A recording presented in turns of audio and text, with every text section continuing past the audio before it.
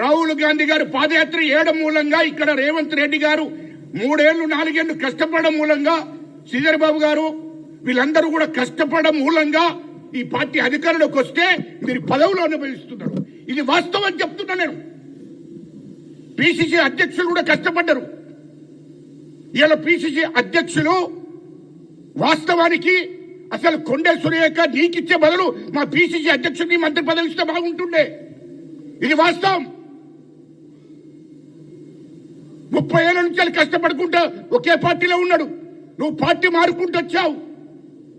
నీకెక్కడి మాట్లాడే అధికారం?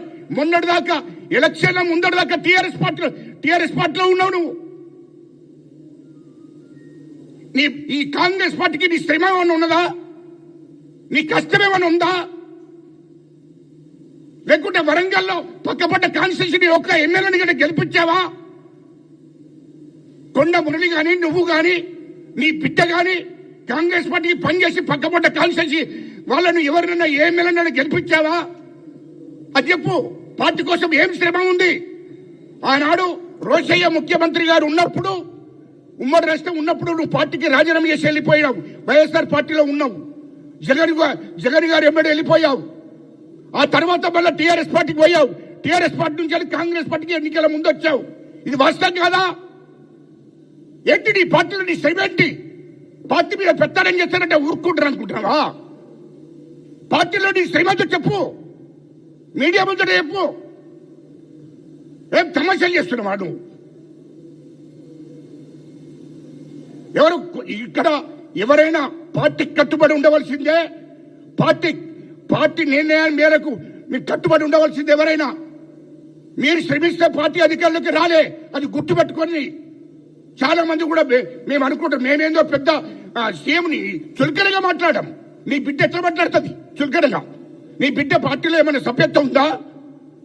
లేకుంటే పార్టీ కోసం నీ బిడ్డ ఏమైనా కష్టపడ్డదా? ఎవరో అంటారు ప్రెస్ లో మాట్లాడేటప్పుడు, పిల్ల ఏందా పిల్ల? ఆమెకి 2 పిల్లలే బాబు. ఆమెం పిల్ల అవుతుందా?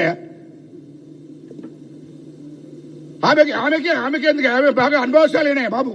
ఆమెకు 2 పిల్లలు ఉన్నారు. కథా కార్ఖాన ఉన్నదే బాబు. ఆమె ఎందుకు పిల్ల అవుతుంది? తల్లి తండ్రి నిలబడే బిడ్డతోని విమర్శించిపిస్తున్నారు. విమర్శనే ఏ సీఎం గారిని అని. అసలు ఆమె స్థాయి ఏందో నాకు అర్థం కాలే. ఆమె చరిత్ర ఏం తెలియంది కాదు. ఆమె సుమితన ఆమె పేరేదో ఉన్నది, సుస్మిత. ఆమె చరిత్ర బాగా కూడా తెలిసే కానీ అమ్మ మాట్లాడడం బాగుండదు. అవన్నీ మీ నాన్నని అడుగు, కొండా మురళి గారిని. మీ డాడీ చరిత్ర. మా ముఖ్యమంత్రి గారు అవినీతి చేస్తున్నాడు. మాట్లాడే ముందు జాగ్రత్తగా మాట్లాడండి. అంటే తల్లి తండ్రి కొండ మురళి గారు, కొండ సురేఖ్ గారు నిలబడి బిడ్డను మాట్లాడిస్తున్నారు. నా బిడ్డకు నాకు సంబంధం. నీ బిడ్డ కాదా ఆమె? నీ బిడ్డ కాదా? నీవు సంపాదించిన ఆస్తులన్నీ ఇప్పుడు టీఆర్ఎస్ గవర్నమెంట్ నుండి సంపాదించావు. నీ ఆస్తులన్నీ నీ బిడ్డకి ఇస్తలేవా? నీ బిడ్డ కాదా ఆమె అంటున్నా. మేము నోరు తెరిస్తే బాగుండదు.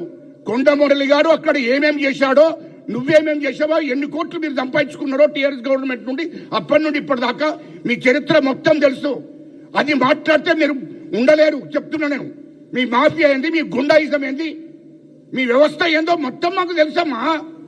ఎందుకు పరిచయం అవుతున్నారు మీరు? మీరు ఎంత సంపాదించారో మాకు తెలియదా? టీఆర్ఎస్ గవర్నమెంట్ ఉన్నప్పుడు. తర్వాత ఏం సంపాదిస్తున్నారో మాకు తెలియదా? మొత్తం ఎన్ని స్కాములు చేశారో మాకు తెలియదా? అవన్నీ మాతో మాట్లాడియకండి. ఆమె మాట్లాడుతుంది మా ముఖ్యమంత్రి గారి మీద, ముఖ్యమంత్రి తమ్ముని మీద. మీకు ఆయన గురించి ఏం తెలుసు? నీదేమైనా శ్రమ ఉందా? ఆమె మాట్లాడుతుంది, సుమిత మాట్లాడుతుంది, సుష్మిత మాట్లాడుతుంది. నీదేమైనా శ్రమ ఉందమ్మా? నువ్వు కార్యకర్త కాంగ్రెస్ ఎప్పుడైనా కాంగ్రెస్ కోసం పనిచేసినవా? ఆయన గోటికి దుమ్మురాలతో దుమ్ముకున్న విలువ కూడా లేదు నీకు. నీ బతుకు గురించి మాకు చెప్పకు, బాగుండదు. నువ్వు ఆడపిల్ల కాబట్టి నేను మాట్లాడదలుచుకోలేదు. అదేవిధంగా అమ్మా సురేఖమ్మ, నీ బిడ్డతో మాట్లాడించే ముందు ఒక్కసారి మీ దగ్గరికి వస్తే చాలా ఉన్నాయి. 10-15 ఏళ్ల చరిత్ర, 20 ఏళ్ల చరిత్ర మీకు మొత్తం మీ గురించి మాకు తెలుసు. ఇంకొకసారి అదే పద్ధతిలో ముఖ్యమంత్రి గారిని విమర్శిస్తే ఊరుకుండే ప్రసక్తే లేదు. మీ మొత్తం బయట పెట్టవలసి వస్తుంది. మేము అది గుర్తు పెట్టుకోమని చెప్తున్నా నేను. అదేవిధంగా ఇప్పుడు మేము ఒక్కటే కోరుతున్నాం హైకమాండ్ను, అయ్యా దయచేసి నా పేరు కొత్త కార్యకర్తల విద్య, నేను మనోభావాలు కాంగ్రెస్ దెబ్బతిన్నాయి, కార్యకర్తలు చాలా బాధపడుతున్నారు, అర్జెంటుగా సురేఖమ్మను మంత్రి పదవి నుంచి తొలగించండి.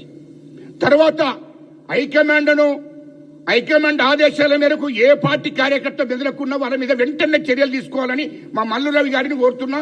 ఎందుకనంటే పార్టీ కార్యకర్తలు ఇబ్బంది పడుతున్నారు.